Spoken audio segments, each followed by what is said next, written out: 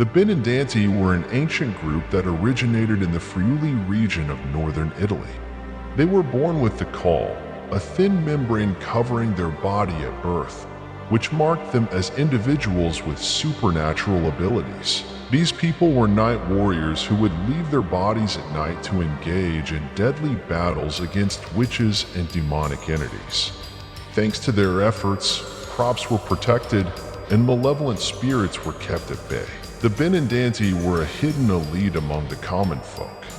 Unlike priests and monks, they did not live a secluded religious life but instead remained within society.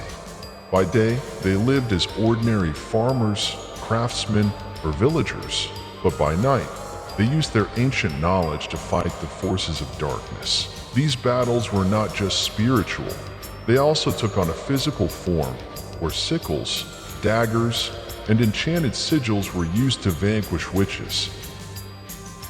When someone was identified as a Benandanti, they were initiated into a secret doctrine.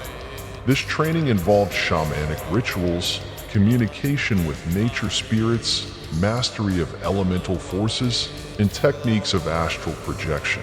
During their training, they first learned protective symbols and sigils, followed by spiritual journeys guided by their masters.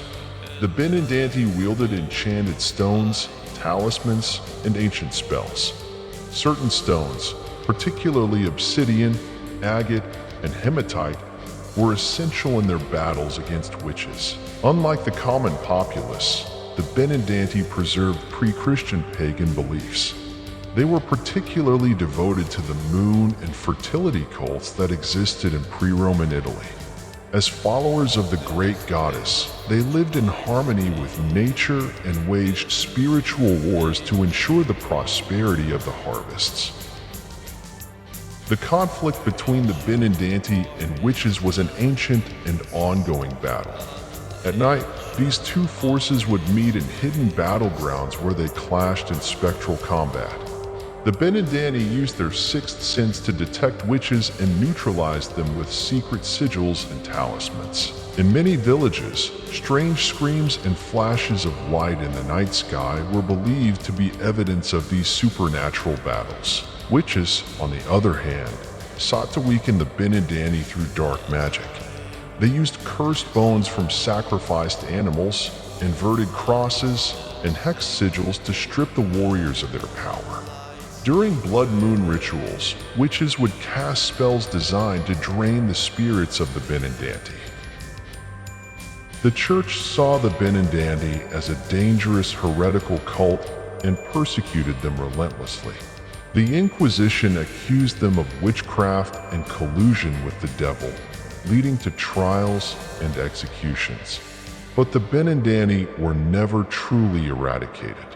They continued their traditions and rituals in secrecy, ensuring their knowledge survived. Even today, some mystical groups claim to uphold the legacy of the Benandanti. In certain parts of Europe, secret brotherhoods dedicated to spiritual warfare and ancient pagan practices still exist. Some occult researchers believe that sacred sigils and enchanted stones used by the Benandanti are still active today. Do the Benandanti still exist? Could a secret war still be waged in the shadows? And if you ever wake up from a dream feeling as if you had been on a battlefield, perhaps you, too, are one of them. Share your thoughts in the comments. If you enjoyed this story, don't forget to like and subscribe.